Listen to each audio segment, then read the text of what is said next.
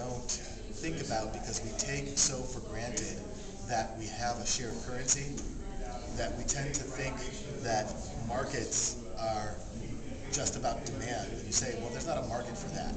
What you're kind of translating that as is there's not a demand for that. But one of the things that is required for there to be a market is actually a way of counting and measuring where there's a demand and a way of transacting when there is a demand. And because we take for granted our method of counting in dollars and our methods of transacting, we sort of reduce market to just demand. But you can see, especially things like academic grades and tutors, you're paying a university to teach you something, right? Why the heck would you go pay a tutor to teach you the same thing? Well, you do it to get a better grade, right? So the existence of grades creates a market for tutors, you know? So these kinds of things actually create their own little like sub-ecosystems, you know?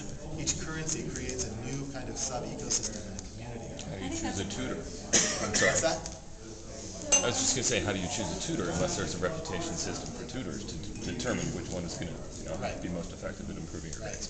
Yeah. I just think that's a really great concept because I think one of the criticisms I often get when I hear talk about, oh, we have multiple currencies is how would people manage that? You know, in the free banking era, there were clearinghouses and there were people who specialized in knowing what was counterfeit and what wasn't. And so I think that that's just a really key concept that you don't even have up there, that multiple currencies would create people who know how to manage multiple currencies, you know? Yeah, and one of the things that I've heard as a background assumption, especially a bunch of folks talking about like ecological and sustainable currencies or currencies for sustainability, is as if there would be one currency.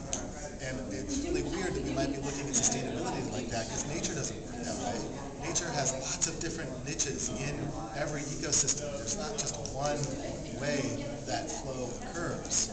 And, you know, so I guess my vision of currencies is a lot more diverse in terms of filling different niches within communities. And it leads to that kind of expertise for translating between niches even sometimes.